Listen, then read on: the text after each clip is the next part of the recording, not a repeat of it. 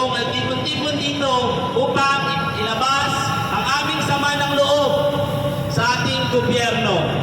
No? Una sa lahat, ako si Attorney David from Quezon City, 3rd District. No, tanungin ko po kayo, lahat po ba dito, lalo si ba sa inyo, nakaranas po ba ng binaha ang inyong mga lugar? Yes!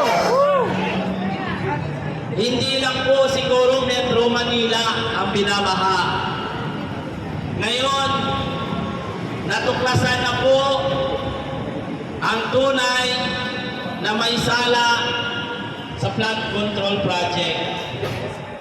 Sino po ang may sala sa flood control project natin? Si BBM! Ang unang may sala po ng ating flood control project ay ang ating mahal na Pangulo. Sapagkat Hindi mahal! Wag na mahal! ay hindi po pala natin mahal. Wag na mahal! Ang Pangulo. Bawal magmahal ng bangag! Di ba po? Kasi Marcos,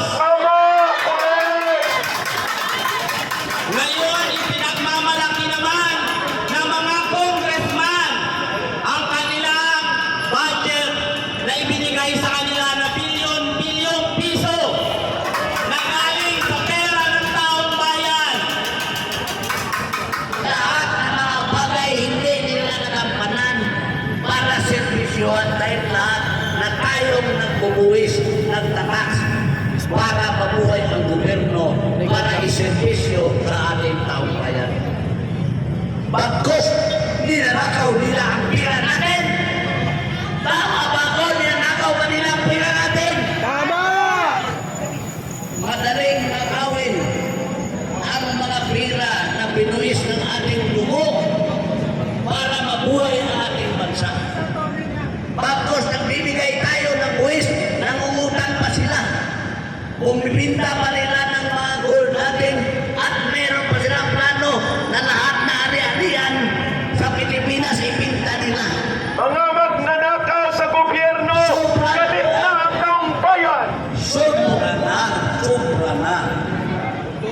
Dapat maghinay tayo. Sobra na yung ginagawa nila. Pero control.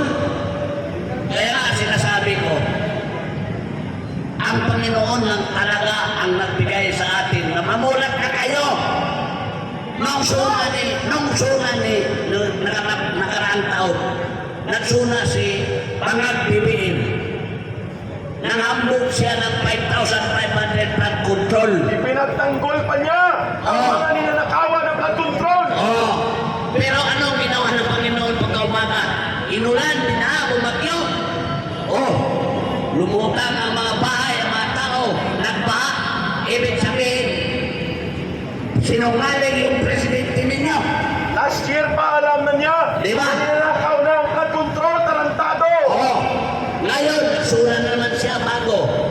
Ang kanyang suna, mahiya naman kayo dahil daw kinukurakot ang mga pera sa taong bayan. Tumindig ang mga magnanakaw na